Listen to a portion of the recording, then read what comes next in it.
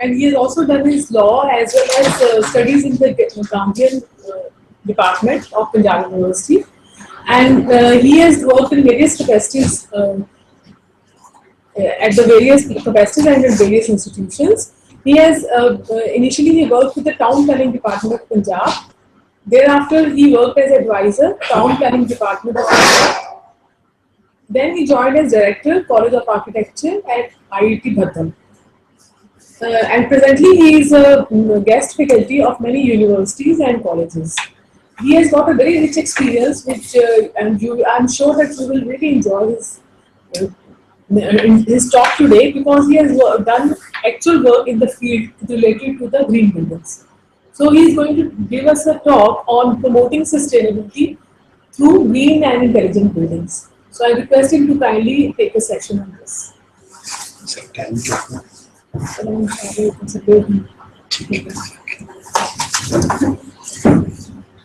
Thank you. We'll be talking about buildings, and that too in the context of green buildings. One thing I would like to make it clear right in the beginning, that human beings are supposed to have 4 kinds of functions. They involve living, working, care of body and spirit, and the 4th and the last function is your circulation.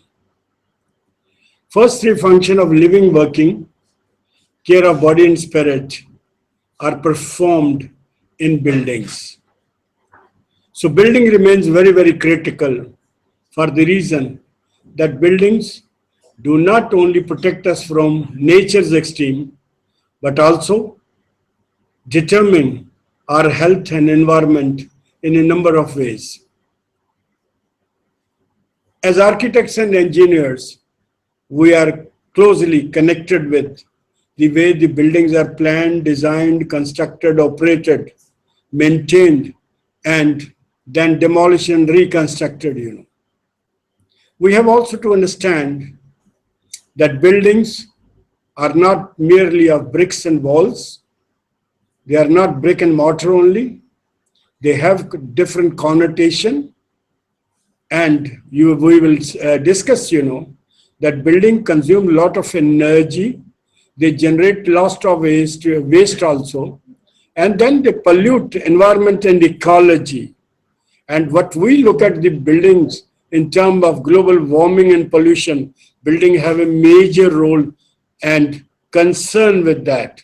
So if at all this world has to be made more sustainable, if the world has to be more livable, I think we have to critically look at how the buildings are planned, designed, constructed, and maintained. When I talk about the buildings, I talk about, the way the entire life cycle of the building. The day the building is constructed to the period, building exists and demolished. That is known as the life cycle when we're talking about, we're not merely looking at the construction of this building. I think we have to also understand the role of building sector in Indian economy and employment. Building sector contributes about 6% of the total value of the GDP, and 1/6 of the Indian working population, that is workforce, to the tune of 35 million is engaged in, construction sector. Construction is assuming larger and larger proportion for the reason, as a human being, we are increasing in number. That we'll discuss in the next slide. And then, our requirement of buildings are increasing manifold. It has been said, during 2004 and 5, 41 million square meter of built up space in commercial and residential sector was created. And now, as you know, most of the buildings being constructed are in the domain of air conditioning and the controlled environment. Accordingly, they become larger consumers of energy as compared to our earlier buildings. So building sector consumes 47% of energy, total energy consumed, and industrial sector 28%. Rest is being consumed by transportation, agriculture, etc. And in within building, is two major sectors, that is lighting and air conditioning and the electrical system. They account for the major portion of electricity, and surely once you design these elements with care and caution, you can save a lot of energy. And it is said, with these systems, you can cut down the energy level by 20%. And also, if you follow ECBC code and design your building properly, the energy reduction can be up to 40%. I think we have to understand now that the context of building has to be seen in the larger and larger population. During last 91 years, Indian population has increased 5 times, from 250 million to 120, 1.2 billion in 2011. So you find, we are multiplying at a very faster rate. But the next factor, which is very critical, that is most of the people are not, multiplying in the rural area. They are adding more to the urban population. And that's what we have seen, in the last decade, 91 million people were added to the urban area, whose population was recorded at 377 million. So the figures why I'm giving is that I want to draw your kind attention that this increase in population and this shift of population from rural to urban area, quantifies itself into the requirement of buildings. So you require more housing, you require educational institution, you require healthcare to treat patients, you require number of institution, commercial space, you need, that industry to employ people, etc., and to work for productivity. So all these human function which we have been talking about, that's living, working, etc., they are supposed to be performed in buildings, and accordingly these higher addition of numbers call for more and more buildings. And we have seen not only number of buildings are to be increased, but typology of building is changing. And then we are looking at more, that we need more and more controlled environment. Study has also been made by McKinsey Global Institute in terms of their report called Indian Urban Awakening, Building Inclusive Cities, and thus in the year 2010, where they made projection by the year 2030. And it is said urban areas are going to be, engines of economic growth, providers of employment, and then prosperity of India. You will find, as per this report, 590 million people will be living in urban area. 70% of the wealth will be generated by city. 80% of the taxation will come from the revenue which will be generated by city. Per capita increase will be 4 times and GDP will multiply by 5 times. So you will find 70% of the new job shall all be generated in city. So city will be not only in areas, where you are looking at industry, you are looking at infrastructure, but there you are looking at the future of this country. And that's what is more critical, that urban area has a little more focus in the government agenda of growth and development. And globally, you have seen, that the urban areas are very much linked with prosperity. There is a direct correlation with the level of urbanization and level of prosperity. And because the urban economy is on the secondary and tertiary sector as compared to rural economy, which is based on the primary sector. But nevertheless, increase in number of people will require, that you have more and more infrastructure which needs to be put in, which needs to be created. You have to have more housing. We have to have more roads, more metros, and then more buildings catering to the institution. Looking at the entire context now, we will look at, after we looked at the building, we're looking at what are the energy consumption pattern globally and in India. And we have found, the developed world, which has only 1/5 of the population, how has consumed 70% of the global energy, whereas a developing world like India and India, which has a population of 78%, they consume only 30%. Energy consumption levels in world are increasing due to industrialization, globalization, and liberalization. Indian per capita consumption level has already gone up 1010 kilowatt hour in the year per capita per annum in the year 12 for 2014 and 15. And if you consider what is the economic this the energy consumption level of other countries, I think please look at a American consume 311 times more energy than what an Indian consume, whereas in China the energy consumption level are 3.5 times more than what Indian consumes. So that clearly shows that we are still at a very low level of energy consumption. The day we start consuming energy at the level of China or America, surely you will find the energy demand will go very, very high. But let's go into the context of this consumption. That 50% of the energy is consumed by building. Please understand that this is the connotation, this is the implication of building, because total energy consumed globally, they are 50%, half of them is consumed by buildings. And you will have to look at that what is the building, energy consumed during construction and during operation in the lifetime. Only we see that out of that, the 50%, 5%, that means only 10% energy goes into the making of a building. That's embodied energy. Whereas 90% of the energy will be used for making building operation. That's the operational energy.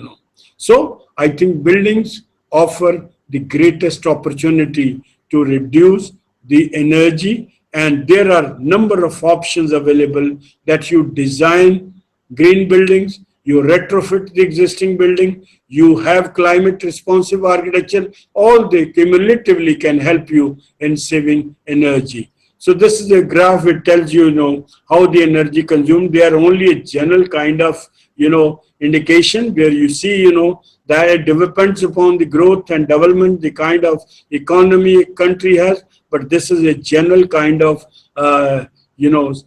division of energy, where in the developed country you find buildings and transportation are the two sectors which consume larger energy, and that's what the two areas which needs to be focused and needs to be concentrated in order to minimize the energy consumption needs. But our domain remains how buildings can be made energy efficient. Let's look at buildings as consumers of resources. If you look critically at buildings, buildings consume 1/6 of the fresh water withdrawal of the world, 1/4 of the wood harvested. Total raw material, 1/3 goes into the making of buildings.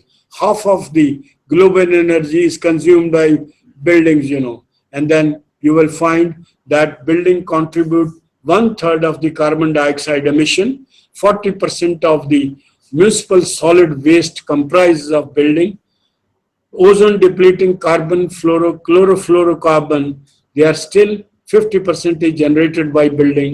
And please understand, building not only makes you healthy, building makes you sick if they are not designed properly. And 1/3 of the residents are now having sick building syndrome. So if you find, that building has a critical implication in consumption of resources and generating of waste, and then also in global warming. So sustainability is an issue, has to be critically addressed looking at the building itself, And it has been estimated that India will be needing about 700 to 900 million square meter of built up space annually in order to cater to the requirement of increased population and urbanization. And that is the, total built up area of the Chicago city. So therefore, India needs a Chicago city to be created every year for meeting the building requirement of the population and its economic activities. So therefore, looking at the above context, I think building have to be designed with utmost care and with caution, considering them, as consumer of energy and generator of resources. I think if buildings which where we live in, they protect us from nature extreme, but surely they impact our health and environment in a countless ways. All building activities, as I already said, in terms of designing, construction, use, refurbishment, demolition, and reconstruction, directly and indirectly involve and impact environment and energy. So therefore, I think we have to make sure that these buildings are designed, conceived, constructed, operated in a manner that they have minimum focus on resource consumption and also on energy. So looking at these contexts, a new field has now emerged in terms of buildings, and that's designing green buildings, which is now gaining currency. If you look at how the perception of construction is changing over a period of time, earlier it was the criteria was three criteria, four criteria was cost, quality, and time. You would say, I must have a building which costs minimum, which have the best of quality, which is constructed in the minimum possible time.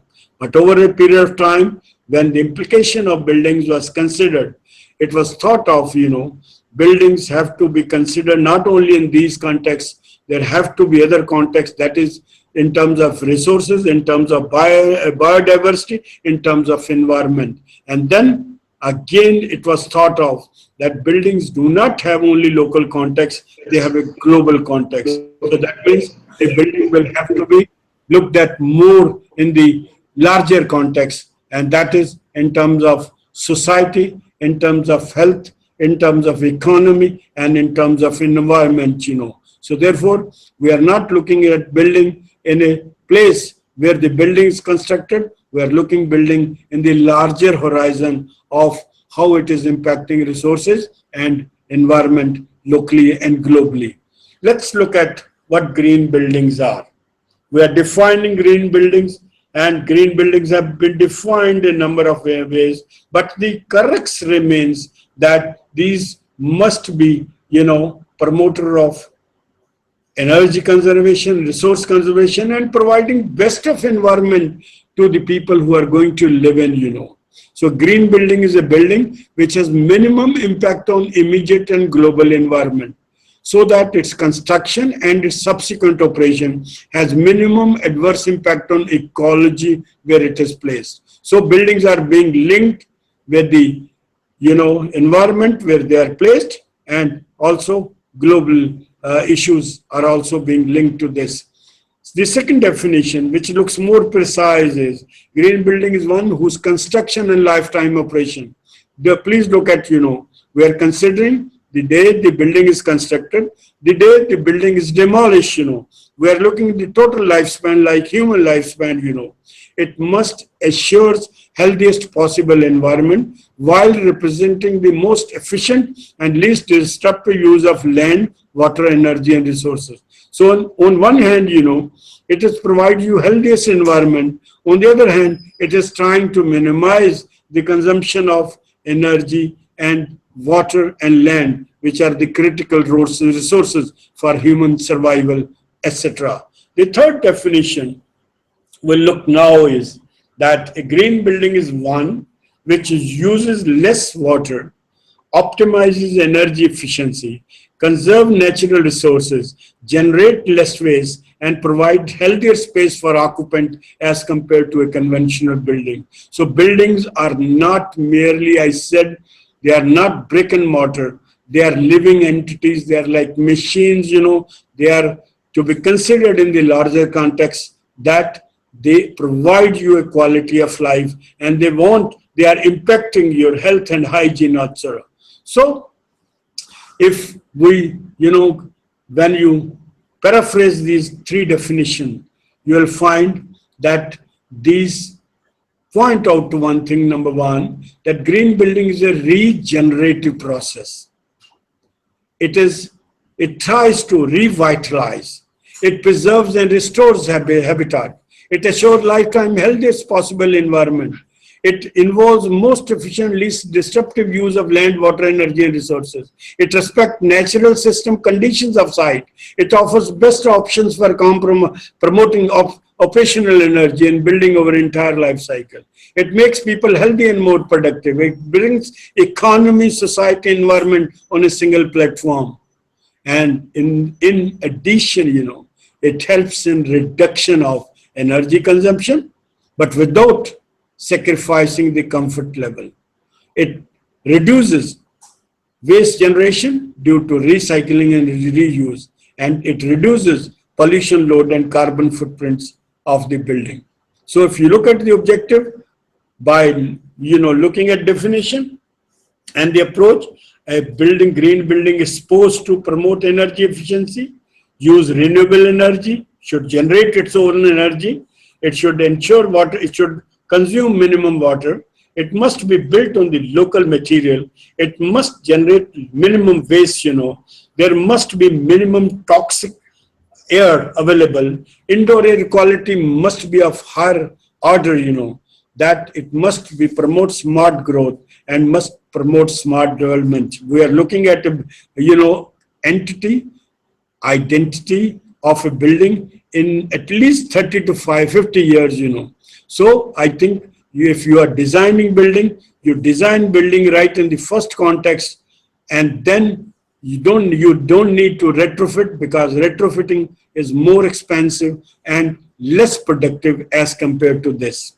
So if you look at the benefits, there are two benefits, that's tangible benefits and intangible benefits. Let me also tell you that green buildings make commercial sense. It makes economic proposition. It is an investment which will pay you a lot of dividend, because the day you start operating your building as a green building, you'll find that your energy bills are reduced by up to 50%. Your water bill go down 40%. That means all the time your cost on running in terms of consumption of energy and water goes down. So your saving start right from the day one when the building you start occupying. The second is intangible, which you can't quantify, They are environmental benefits because they are reducing impact on environment. It makes, people healthy and safe, And once you are healthy and safe, you will not fall ill, you will be more productive, and you will be more healthy, and you will contribute to better, to promote economy, etc. So this has all been quantified in terms of energy, water consumption, and carbon emission. But let me tell you, it also reduces, the electric load to the extent of 3 megawatt per million square feet, It reduces your water consumption. It reduces your, waste generation of which municipality are supposed to handle. The moment you consume less water, moment you reduce your energy consumption, the moment you generate, less waste, that means municipality will have to transfer lesser load. That means there will be more saving on that. The network requirement for water and energy will go down. Lesser energy will have to be produced. Less water will have to be drawn out from the ground, and that, the network cost will go down drastically, and also the operational cost will be also lessened. So therefore, not only you make the benefit in terms of lesser electric and water bills, but surely you are contributing to the efficiency economy of the city growth and development because of the reduced load for water supply and sewerage, etc. So this is how the energy use, the carbon dioxide emission, water use, and solid waste gets reduced in the process of designing building. There are, and as people understand that green buildings are very expensive, let me also make it very clear that they are not very expensive. The first green building in the country was the Godrej Green Building headquarters in Hyderabad. This is CIA Hyderabad building where IGBC headquarters, Indian Green Building Council is there. This was the first green platinum rated building created in India with a footprint of 20,000 square feet. And this is a platinum rated building, highest rated building in the country. And it costed 18% because it's the first time, and let me tell you, even when 18% cost was incurred, the cost has been recovered in 7 years. So from 2010, the building is, paying its own dividend after recovering the total cost. So you find, that for ITC Green Center, it came down to 15%, Wipro Gurgaon, it 8%, and the last I would say, the Switzerland One Earth Pune, which is constructed in 2010 in an 8 lakh square feet and platinum rated building, the cost incurred was 2% more than the normal cost, and this has already been recovered in a period of 2 years. This clearly shows that trends over the years have been very educative, very efficient, and has led to reduction in the cost of the building. Let's also look at, why the green buildings are important. I think we have to understand, that whatever a building costs, over its lifetime, including your construction and maintenance and operation, only 10% money goes into the construction of the building. 1% goes in maintenance, and rest 89% is, the cost for operating the building in terms of light, energy, air conditioning, ventilation, etc. We are looking only at 10%, but we don't look at the 90%. I think 90% becomes more critical, and that will depend upon how you design your building. Let me also differentiate how a green building is different from a traditional building. Let me tell you that in traditional building, it is, all, of course, in both the cases, experts are working, but role and their involvement is different. In case of traditional building, you start with an architect or an engineer.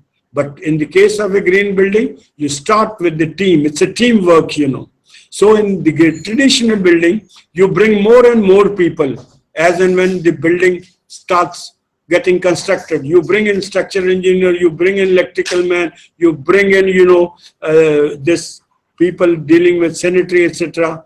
They come in this side, they have no role in the right in beginning. Whereas in the green building, they are right from the day one, and they are discussing all the time what will be the approach and what will be the outcome, Here in the traditional building, decision is made by, either owner, architect or a contractor. But in a green building, it's the entire team which takes a decision based on research, discussion and brainstorming session. Traditional building design construction is a linear process, whereas a green building is an integrated approach. There in traditional building, you focus on the reduction of the initial cost, and whereas in green building, you look at the long-term process, both this cost of construction, but also operation and maintenance. In traditional building, every item is considered in isolation. So there can be over designing, there can be under designing. Whereas in green building, this doesn't happen because everybody is working right from the day one and contributing its design options and also putting its input so that nothing gets undersized or oversized. In traditional building, the members have limited responsibility. Architects have more responsibility, structure as man has responsibility, different responsibility. They are all divided in watertight compartments. Whereas in green buildings, all members share equal responsibility and they work jointly. In the traditional building, the work of all the experts ends with the construction of building. Whereas in the green building, they continue to monitor the performance of the building, so that whatever has been said, whether it has been achieved or not, so that building remains a, on the building must be indexed on the parameter for which this has been designed and must operate on that. We look at the green building, after we have gone through this, let's see that how the green buildings are designed, I think designing green building will involve that it's finding a balance between building and environment, You have to promote energy reduction. You have to prepare your design with energy as focus. You have to make best use of the natural sources of wind and sun, You have to involve all the design team right in the beginning. And then, that you are trying to complement and expand all the major concerns of building. That's economy, utility, durability, and comfort. They are all basically the areas around which this building will design. When you start designing a green building, please make sure that you take a decision right in the beginning. There's no question of decision taking a decision when the building is already in construction. So first of all, whenever a green building is to be designed, you have to take a decision that you are going to have a building which is a green building. Then that is the way you will be able to achieve your objective. You will have the desired benefits. You will not require redesigning, and you will be able to achieve all the objective you have laid down. Secondly, you have to define your goals and objective for a green building. Whether you are going to have a platinum rated building, you have to gold, silver, or just a rated building, or a 1-star, 2-star, 3-star, 4-star, or 5-star.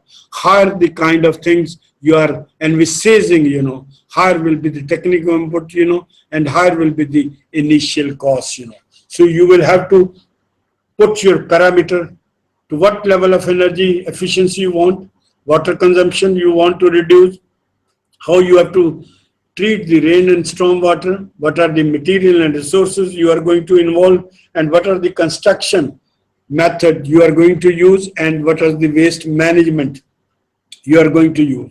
Once you have taken a decision, well, after that you have submitted, you laid down your goals and objective. Now question is, you will have to hire a team of experts, architects, engineers, and consultants, depending upon the type of building you are going to construct, whether residential, commercial, institutional, multiplex, malls, etc., or industrial building. Keeping in view the expertise, knowledge, experience, and understanding of the experts regarding green concept. And then you will, adopting an integrated approach to design. But nevertheless, the key principle and strategy will be, promoting sustainability in built environment. You will having water and waste management, energy management, material resource management, and indoor air quality, which will remain the critical areas. When you design your, building, I think green building, it's a building which is designed with nature. And nature, we all know that all human beings and this universe is made of five elements, great elements of nature, that is Panch Bhuta, and they are Prithvi, Jal, Agni, Vayu, and Akash. So therefore, all those natural great elements which nature has provided, they are all made integral part of the, while designing and constructing the green building. So Prithvi, that's your site. Jal is water efficiency, Agni is energy efficiency, Vayu is indoor air quality, and Akash is skylight. All these five elements are being used in designing your green building. When you design your green building, you are looking at the solution. The solutions of what, solution of design with nature. The fundamental principle remains designing with nature, not designing against nature. When designing with nature means nature becomes partner, and all those five Panch Bhuta are, supporter and providing you required amount of energy, water, resources, etc., which you can put in and integrate in your design of the building. So you are respecting nature, you are not, damaging nature, and when you look at the site, you are respecting what exists, already exists. You don't destroy what nature has given you, you try to enhance it. Your approach shall be an integrated approach, which involve your site planning, which you involve the building envelope, building efficiency, and then you will use renewable energy resources. Building will be generating for you to reduce your electric loads. Then you are using low energy materials and which are ecologically sustainable. Then construction methodologies are eco-friendly. You are managing waste and water, and then you are using innovative tech options for heating, cooling, lighting, and ventilation. So this tells you, you go for a site design first, envelope design, then look at orientation, lighting, heating, ventilation, and material and the indoor finishes. Let me also explain to you the first and foremost part of designing the building shall be designing with climate. Climate remains the basic driver of human living, and we have to see that we look at and we understand the climate of a place where we are going to design a building. Only then you will be doing it justice, and only then you will be having a green building if you understand the climate factor and their required amount or their indexes, how their climate is existing at a place, because each climate will require a different design option. There cannot be universalization of design. So design will be different in different climate, which is looked at in solar radiation, temperature, humidity, precipitation, wind, and sky condition.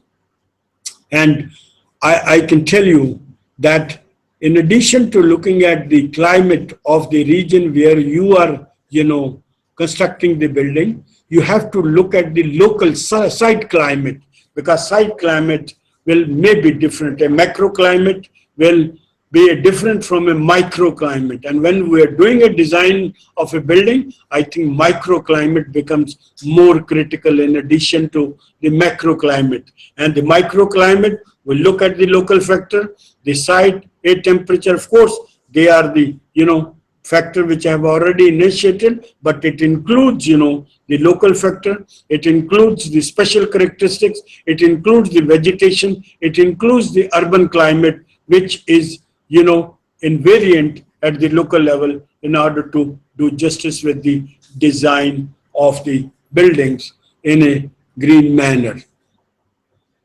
Based on the climate, India has been divided into 5 climatic zones. They are hot and dry, warm and humid, moderate and or temperate, cold and composite. All these zones have been defined on 2 parameters, and that's temperature, air temperature, and the humidity. They are the 2 governing factors, and we will look at that these climate, wherever they prevail for more than 6 months, then you put up that area into that thing. I mean, if this is less than 6 months, then it becomes a kind of composite climate. So in hot and dry, it's the temperature are very high, humidity are very low. In warm and humid, temperature are high, humidity is very high. In moderate, neither temperature is very high nor humidity is very high. They remain balanced, move in a very narrow range. In cold, it's, the temperatures are very low and humidity is immaterial, And in composite, there are hot climate, there are warm climate, humid climates, then you have a cold climate like you have in Chandigarh, etc. in this area. So this India has been, divided into 5 climatic zones, and you can see the different colors which have been filled in, the blue tells you the cold one, the red tells you hot and dry, and, you find orange, that is the, hot and humid in the coastal area. So all these zones basically have their own requirement for lighting, heating, ventilation, and thermal comfort. And accordingly, they require different performance standard and different designs. This is, how on the basis of temperature and basis of humidity, all these, climatic zones have been divided, We come to them. If you are trying in, designing in hot and dry climate, your first emphasis shall be you will minimize the heat gain. And if at all heat gain is there, then you reduce, then you try to promote heat loss. For gaining, reducing heat is gained through your roof, your walls, through your windows, and through your openings. So if you have to reduce your heat gain, you have to minimize this area of the wall and roof, You have to increase the thermal resistance. You have to insulate the building so that the, heat is absorbed less, Then you have more thicker walls, so that wall have more thermal capacity to absorb this, so that heat is not transmitted inside. And then if you have to reduce the heat gain, air exchange during the day so that hot air doesn't come in, then you have to create a buffer space so that direct hot air does not go into the house. Then you provide shading so that building does not get solar radiation. Then you also make sure that whatever heat, solar radiation falls on a building, they are not absorbed by this. So accordingly, you put the light colors, on your building. You don't put dark color, otherwise the walls will absorb more heat, So you will have to reflect the sun and use pale color or glazed china mosaic tiles. And then you have to reduce solar heat gain. And that is what, you have to keep your windows in such a manner that you have a glass which have, provide minimum, they absorb and transmit minimum of heat, So there are double glass window, and then you have to see that those window do not have, gaps through which you gain heat or lose heat, So the option remains. In addition to that, you can have the courtyard. Courtyard are one of the best elements when the hot climate, to keep your building cool. And this is, the way in the Jaisalmer, which is a desert area, they have tried to reduce the impact of the intense hot air, hot sun. And they have tried to, reduce brought the building closer. Building are shading one another, and they are using courtyard, and they are using, opening, minimum opening, so that they do not gain much heat. They have, of course, balconies, though in the evening when it's pleasant, they can, have those cool air with, in the evening. So this is another way how this, the buildings have been designed. They are when you move through this, you are already shaded by the shadow of the building. So buildings are shading one another and keeping them cool. Then you have wind towers also. That wind towers are very important, and they have been used in the Middle East and other countries like Iran and Iraq, where, wind tower, you have towers going up, and during the day, they bring in cool air and push out the hot air, whereas in the night, when the ground air becomes cool, so they have a reverse direction, and they, they exit the hot air and they bring in the cool air. So wind towers have been used very nicely to cool it. This is, Hawa Mahal, the traditional way of building, where the, that they have by designing and they by orienting their building in such a manner in the wind direction that they are bringing more and more air, and they are making best cool the air and makes this hot climate more moderate. And the second remains warm and humid climate. But here the option remains same, whatever we have studied for hot area, hot and dry area. But in that case, in the dry area, level of humidity is very low. Whereas in the case of, hot and humid, humidity level is very high.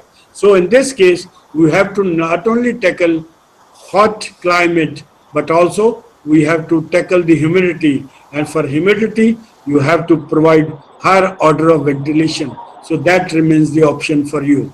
So then we have, in the humid zone, you will provide free air movement with large opening, and then you will avoid heat storage. You will have reflective outer surfaces.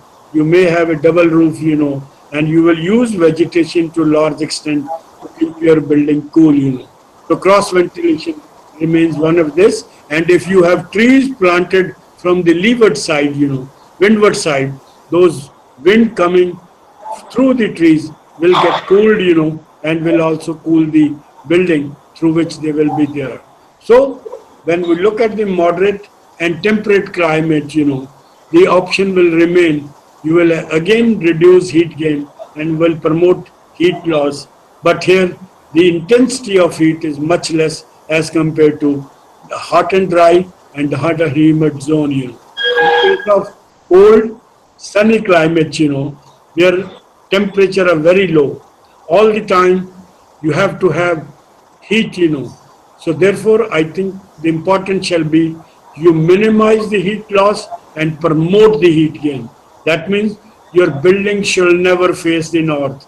Please understand, in hill areas, never design your building facing north, because then it is the most tragic thing you will be doing. Building will be required to be heated all the time.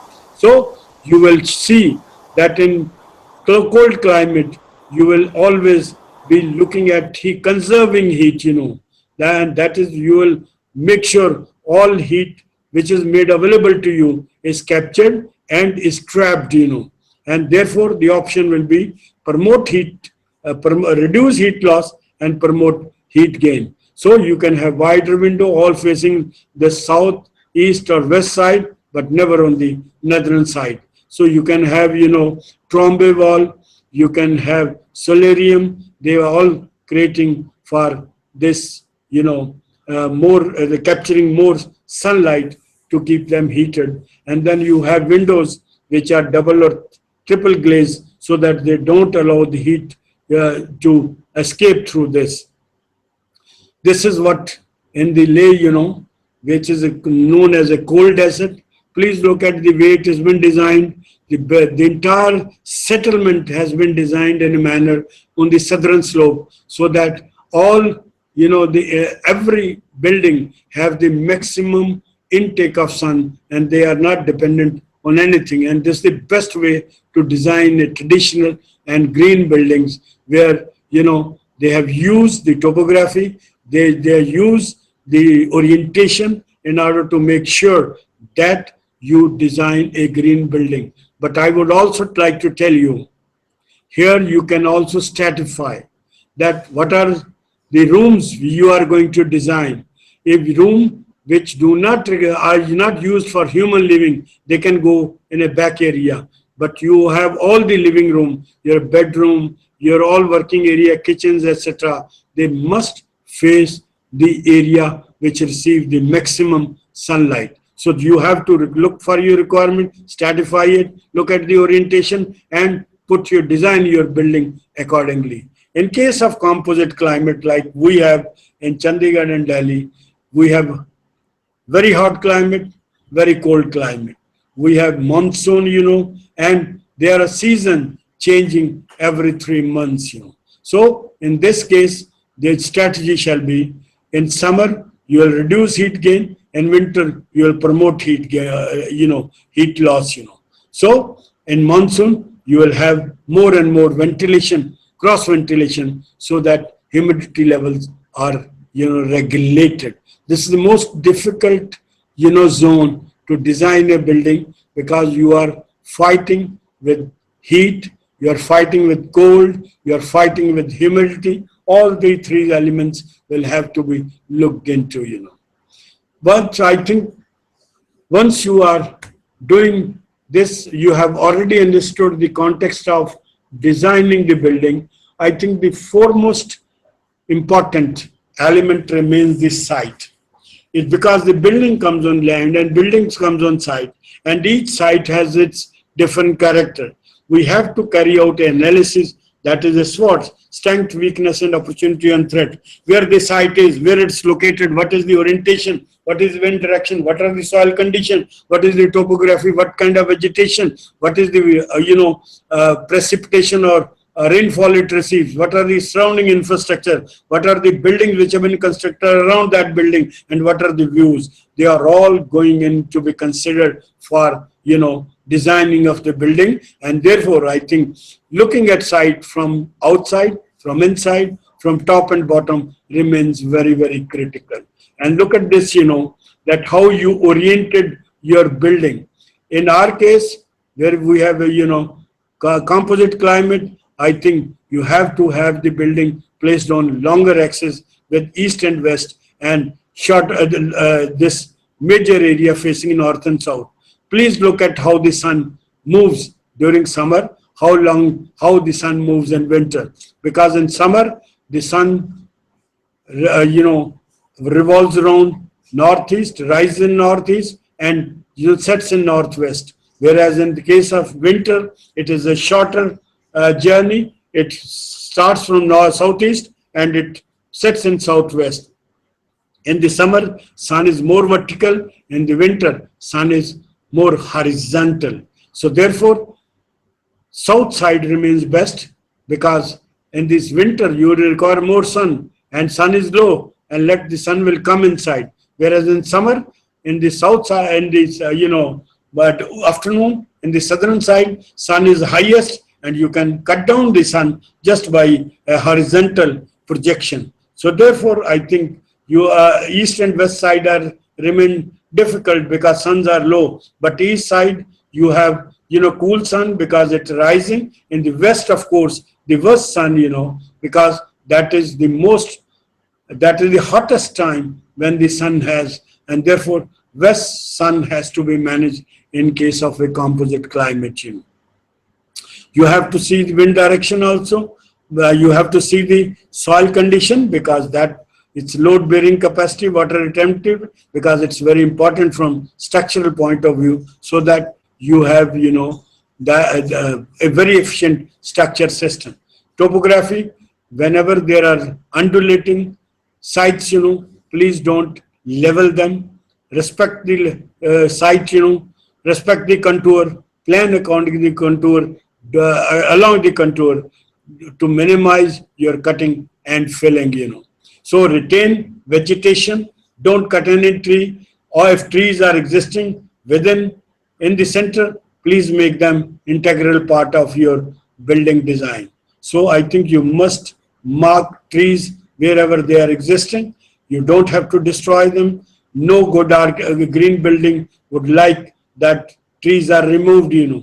Trees have to be respected and maintained. So every good design will integrate, highlight, and accentuate the nature gift. And that's what, you will respect your tree, flora, and fauna present on the site and maintain it as such. So this is the way, the buildings are respecting the trees which are there, and they have minimum footprints of the building. And then, we are looking at the site planning principle. That is, you have to look at the neighborhood, you have to look at the physical characteristics, you have to look at the site and slopes, but please do one thing, that do not expand your building too much. That means building must occupy the smallest place, so that you do not damage the site, And then you design with nature and local culture. Why I am trying to say that you should have the minimum footprint, because let me tell you that it impacts your total environment and ecology. When there is no construction, 50% of the water goes in the ground, only 40% is evaporated and 10% is runoff. The moment you start constructing and covering the buildings, you will find runoff goes on increasing, evaporation goes on decreasing, and also your ground recharging goes on less and less.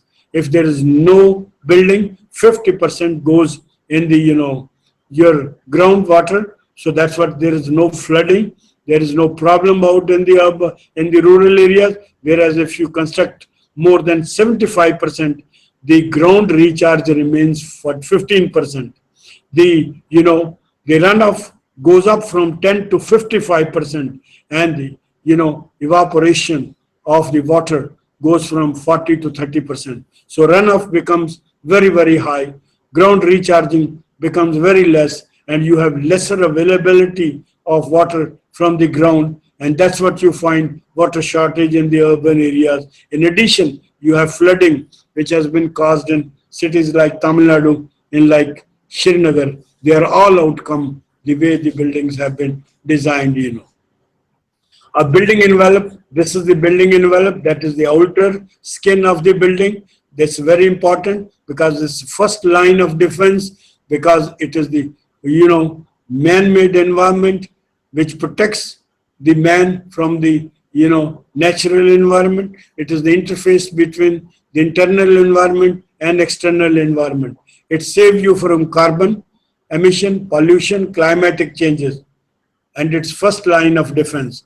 But accordingly, it has implication of energy, and it is governing the total format of building operation and maintenance. Accordingly, you have to design your building envelope very, very carefully. Let's understand, I have already told you that, the total energy system, which it works, 42% energy either lost or gained through roof, 24% through walls, then 12% through ventilation, and 12% to glazing, and only 10% through floor, etc. So you have to design your roof, your walls, your ventilation, and your glazing in such a manner that the building envelope manages the energy requirement as we have explained in the 5 zones, climatic zones. We have also said, that after you come to the designing, I think the second critical part remains the energy efficiency. And we have already said energy efficiency, you can do a lot by, designing your building with nature and designing with the required amount of orientation and the climate. They are the best option to make the building green, They are passive system of, making the building green. But let's understand the energy efficiency.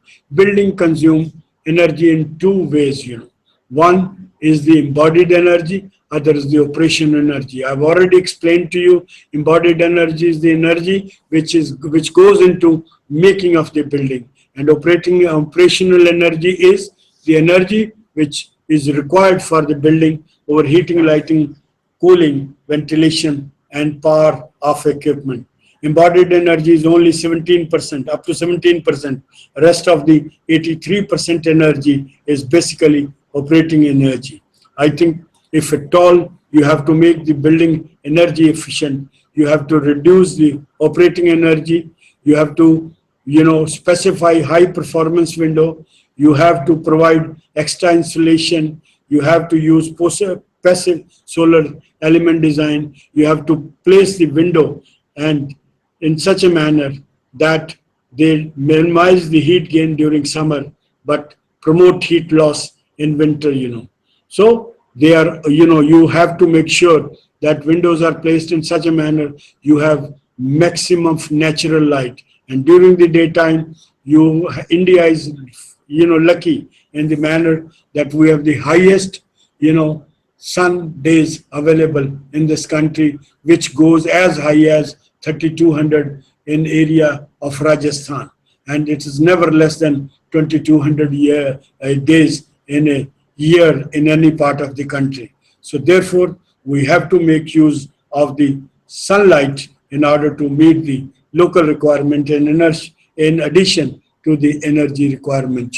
So this is the chart which tells you operating energy, recurring embodied energy, and the initial embodied energy. So all operation, maintenance, construction of building and its maintenance during this entire life cycle, they cumulatively are 25.9%, around 25% as 26%, and 74% remains the energy. This is embodied energy that is involve extraction, transportation, manufacturing, assembly, installation.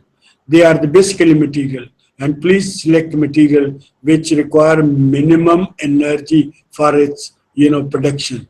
And secondly, we would like to tell you that please, why that's what we say, that local material must be used for that it requires minimum transportation. It doesn't require processing, and that cuts down the embodied energy and makes building more green. This is how embodied energy gets built up. You consume, envelope consume 26%, structure 24%, services 24%, finish is 13%. So all this energy is consumed by these kind of various elements, and that's what you can see. You have to make building an envelope, services, and structure and finishes which use material which have minimum of which use minimum of energy in their making. Rule of thumb for daylighting is, please place your building with longer axis on east-west side. You must have a windows which floor area ratio and window area 30 to 40%. So you more than 30 to 40% of window to wall ratio. So don't provide more than that. Otherwise you will have to have problem of glare, etc., and which will be difficult to manage. This is how the sun movement I've already explained during summer and winter, where sun remains the only original source of lighting and heating. That must be taken made best use of for orienting your building.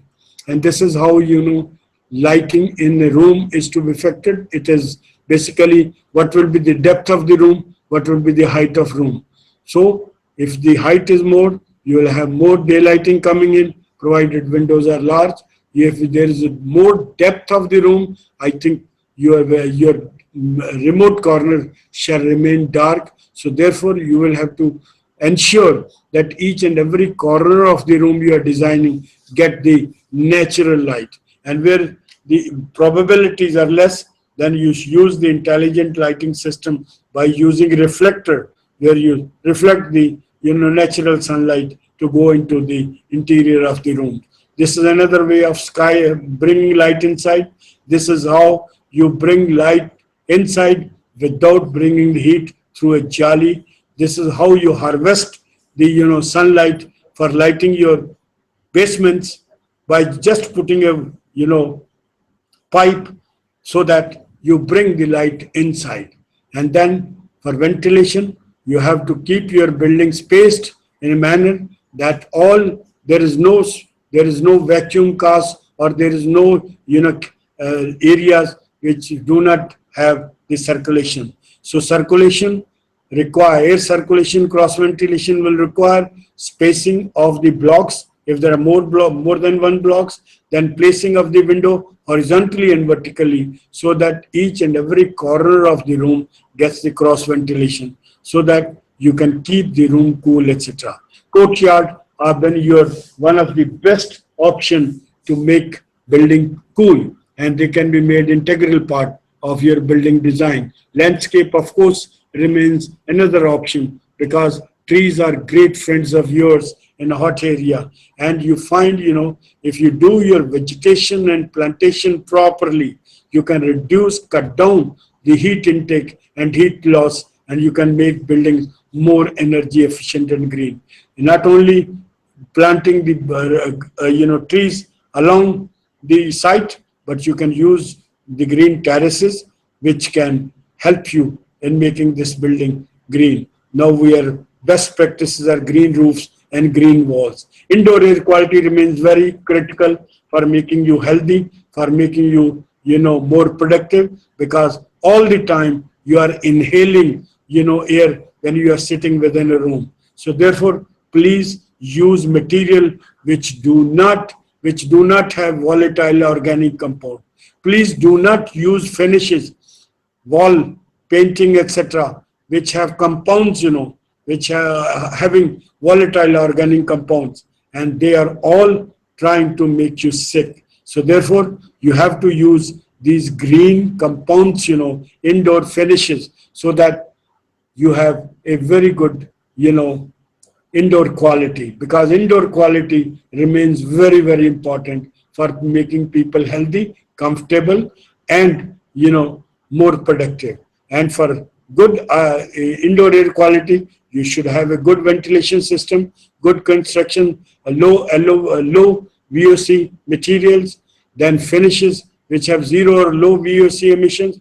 Then you can use indoor plants, but please take care of the dampness, because that's very dangerous, because that give rise to microbials, and then you will have all allergies and diseases. You can within the room put up erica plant, snake plant, and money plants, because they will go on. You can even put bamboo plants, which will always be, sucking the carbon you are exhaling and providing you oxygen which you require to be more healthy. Water remains very critical, and water, we know every drop of water counts, and water you can do by, making sure that you recycle gray water. You have water, low water flush toilets, waterless urinal. You can have sensor, you can have rainwater harvesting. You can have recycling of water, so that you minimize this water. Because whatever water is supplied to us, we are only using 20% of that water for drinking and for our cooking. Rest 80% goes as a waste. We have to cut down 80% waste, and that 80% waste has two kinds of water. That's a gray water and black water. Black water which is coming out of your toilets, and the gray water which comes out of your kitchens and your bathrooms. Those water are very good. You can use them, and they can be used for your flushing, and then for this black water, they need a treatment. So therefore, I think you can do irrigation, you can do those for flushing, you can use that, and immediately you will reduce your water requirement from 30 to 40%, and that means the street infrastructure, the very requirement of water will go down. And this is how this has been done. That now earlier there were 5-gallon water was being used for flushing in America. Now they have mandated 1.28 gallons. That's, you have 3-liter flush, 6-liter flush also. You have waterless urinals, So like electricity ranging, ECBC has done the electricity, equipment. We must have water rated equipment, whether they're 1, 2, 3, 4, or 5 star, so that when you buy on this, you know that you are buying a thing which will promote water efficiency. Landscaping requires a lot of water. So therefore, there are kind of trees which you will put in which require very less water. Grass is unfortunately one which consumes so much water. Please use the local trees which are available, because nature has given those trees as per the climate, And then whatever you are doing the landscaping, put in those trees and put in elements, that which require lesser water. And if at all water is required, you use water which is coming out of your kitchen and your bathroom, not the pure water which you are drinking. So there's option I said is rainwater harvesting, water efficient fixtures. Then you have now very small and compact sewerage treatment plant which can be put in a building which have huge amount of water requirement. Those water can be treated and recirculated. They can be used for your air conditioning. They can be used for your drinking. They can be used, even that 80% water what I'm talking about, that can be, you can drastically cut down. You can have even, building which require only 20% of your total requirement. There may be, time when we have a zero water building also. So you must meter down in order to make understand that how much water is being consumed. Otherwise, there is no control and regulation on this. Material, I think, is remain very critical because materials have the major kind of energy component. We must use the material which are green. There are more traditional material, concrete, steel, etc., which consumes a lot of energy. But I think there are now renewable plant material like bamboo and straw. There are, you can recycle metal, you can recycle stone. There are non-toxic material, industrial waste which are available. But I think we have to look for industry where they use those kind of materials for for creating material for industry, so that you save your precious resources as well as use them for your constructing the building. But let me also tell you, a lot of research is going on bamboo, and bamboo is now being considered as steel of 21st century. Bamboo has so much strength, of, compressive and tensile, that it is so much versatile, it is so good quality that you can, replace many things that are going on. So we're looking at fly ash bricks, which are made from the waste generated by thermal plants, which were otherwise fly ash coming on. It was a problem. Now you can use this as for making your bricks, and you can save the precious earth. Let me tell you that fly ash bricks reduce your embodied energy by 40%. It is environment friendly. It is excellent thermal insulation, fire resistance, and it does not cause any efflorescence. The other is autoclave aerated concrete. It's a lightweight, low density. It is, very good acoustic property. It is very good insulation, and it can be used in extreme climate. It doesn't get affected by the attack of sulfates, etc. And it is very hygiene, It's lightweight, so it can, it is cost effective also, and it can make building more energy efficient. Then we have, these UPVC, unplasticized polyvinyl chloride doors and window, which are excellent insulator, which reduce heating and cooling load by preventing thermal loss, and then they are not impacted by weather, air pollution, and they don't require any treatment, etc. And they do withstand any structural damages, and they are very eco-friendly. And then let me tell you, I've talked to you bamboo. Bamboo is a material which needs to be critically looked into in terms of its strength, in terms of its, property of earthquake resistance. It is lightweight, it is cost effective, it is durable, it grows very fast. And there are, varieties of bamboo which grow 4 feet in a day, and you can have simply design with these buildings. They are earthquake resistance. You will cut down the cost of wood. They are very good, so for ecology, they grow in any kind of soil. They can, restore the degraded forests, etc. They are very good for, making mats, furniture, etc. And they promote employment, and it's a poor friendly. It is also global warm, it reduces global warming, because 1 hectare of, bamboo plantation captures 17 metric tons of carbon dioxide every year. And I have already said it improves indoor quality because it adds oxygen and, takes away your carbon dioxide. This is a building which is totally constructed with bamboo. Look at this restaurant, all this bamboo.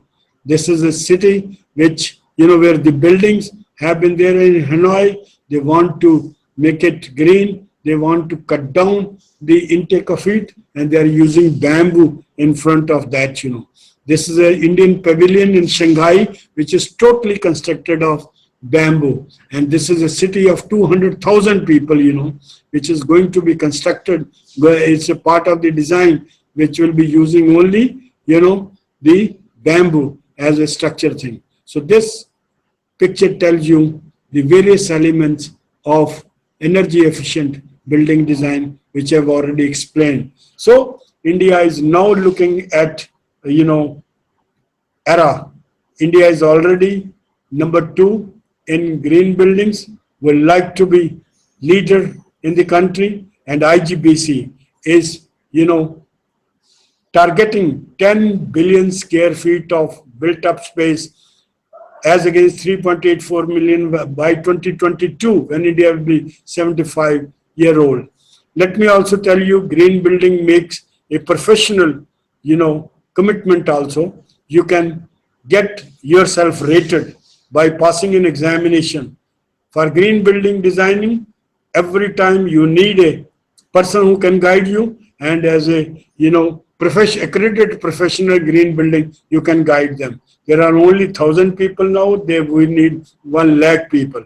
You will be doing a lot of good thing to the society if you promote the green building. So I think we have talked about green building. We like building to be intelligent building, where buildings are not dictated by human beings, but building are, they are basically their fabric, space, services. They are all regulated through, a system automatically. And that is where you put in sensor.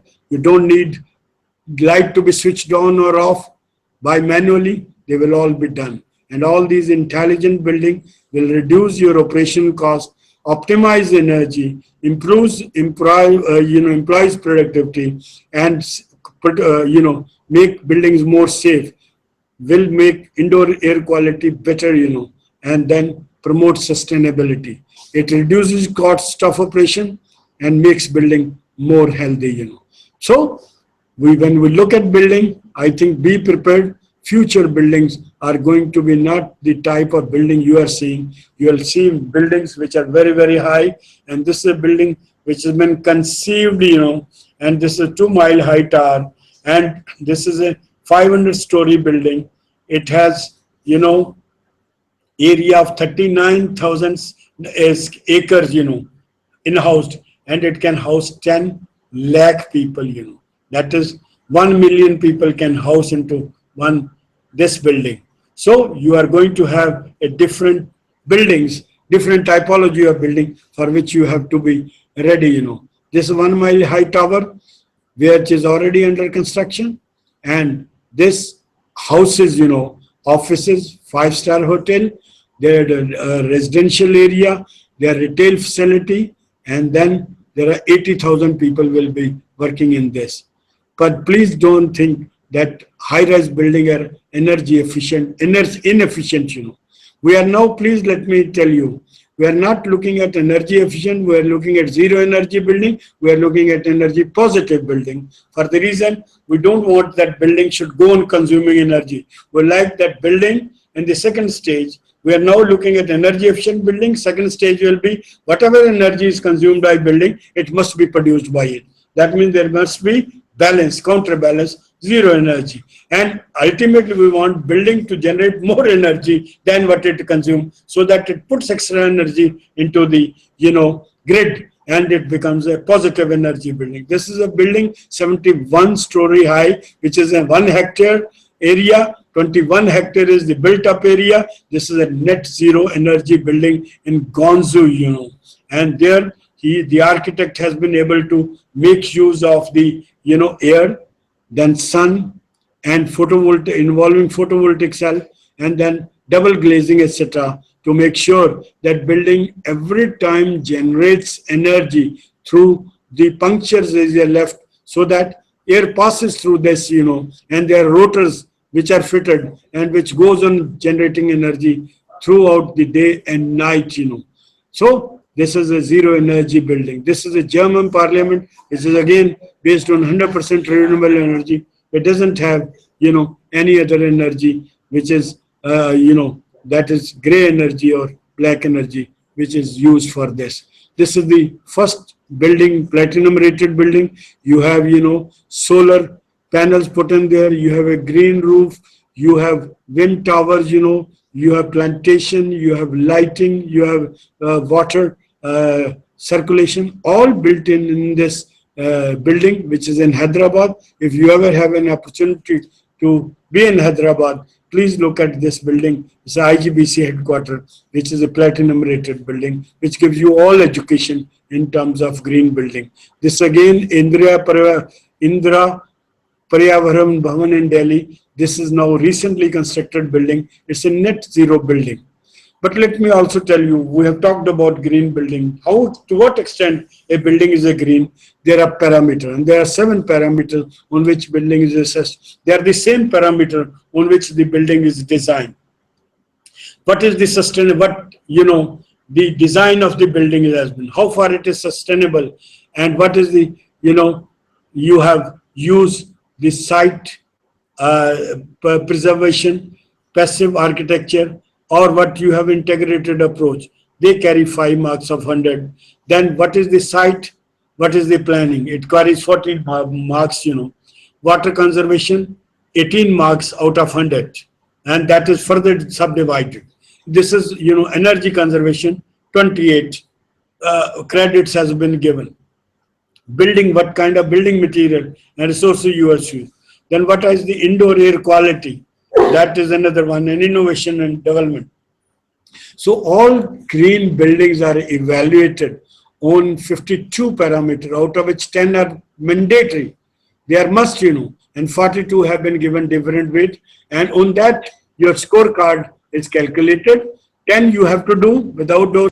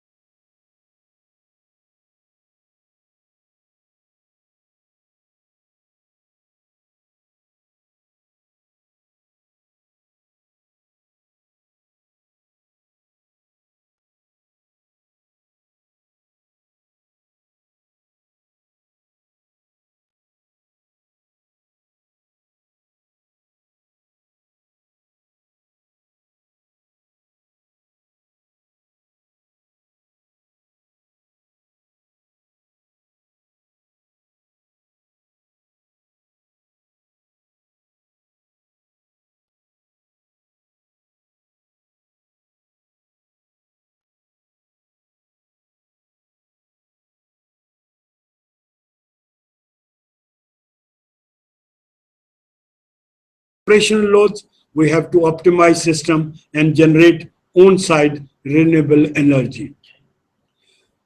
United Nations had done these studies, and they have already found that majority of climate change is because the way the building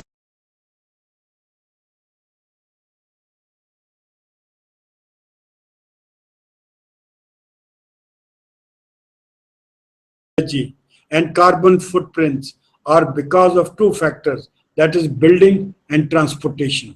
If we are able to cut down, about 40 to 45% is by your buildings, 25% is by your transportation. If we can minimize our transportation, if we have those green buildings now put in place, I think we have done the major professional duty to make this world green, and sustainable.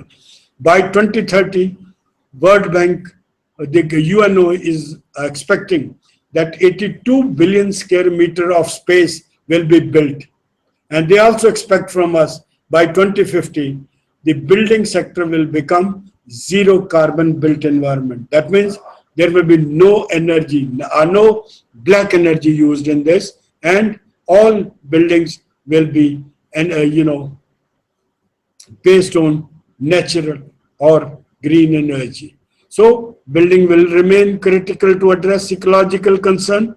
Going green is not a fashion but a necessity, and I think it is imperative to ensure sustainable tomorrow. We all collectively can make a difference. And I can tell you, a green building will make, I can assure you, a green building makes you healthy, happy, more productive, provides, Abhiranidhan, provides highest indoor air quality, optimize resources, reduces waste, reduce carbon footprints, makes building operation cost effective and energy. And may I appeal all of you to make green building as a mission of your professional life, education, teaching and practice to make this world a better place to live. Start with your institution, home, involve student and community in the mission to make your building or campuses green. Thank you. Thank you very much for your time and patience. Thank you so much, Professor Jeet Kumar Gupta ji. You have really illuminated us all with regard to the various aspects of the green building, with respect to their manufacturing as well as with respect to their operations.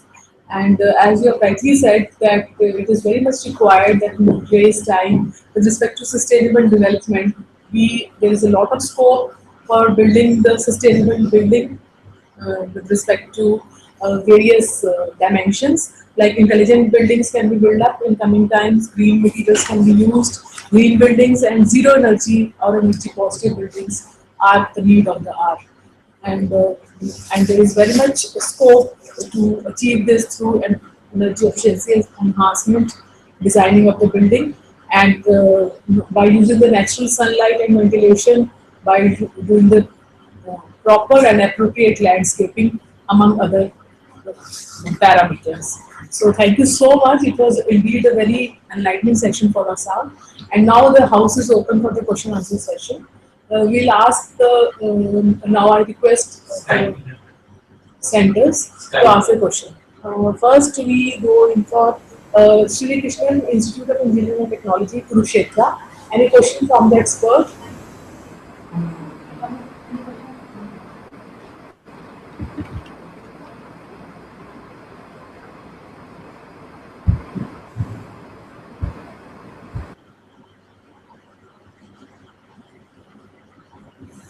At Kurukshetra. Good evening. No queries, ma'am. Okay. So we'll move to next center, that is JEC Group of Colleges, Jaipur. Yes, please. Any questions from JEC Group of Colleges, Jaipur? है? अच्छा कौन से ये भरतपुर से हाँ जी now we are moving to the Shri Gokul Parmar Government Polytechnic College, Bharatpur. Any questions from your side, please?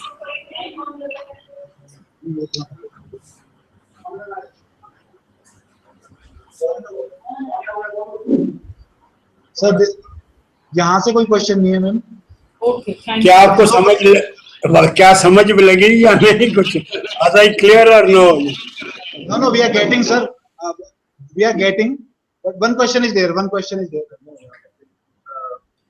good afternoon, sir. Good afternoon. Thank you very much for very informative lecture. We all found it very interesting, and we learned that how we can use the material different approach and we can convert the conventional building idea into green building idea. So it is very informative and interesting for all us. Thank you very much. Thank you. Thank you, sir. Thank you. So we'll move to next Polytechnic, Pandit Tiwari. So thank you all the participants who have taken keen interest in this session, and that is and we participate at our center also. So we request them if there are any questions there. this kind of process is going on. Or even now in our day-to-day life, we are thinking that how can we area or house and this kind of plants we can put and green our buildings and save energy like that. But today I came to know this.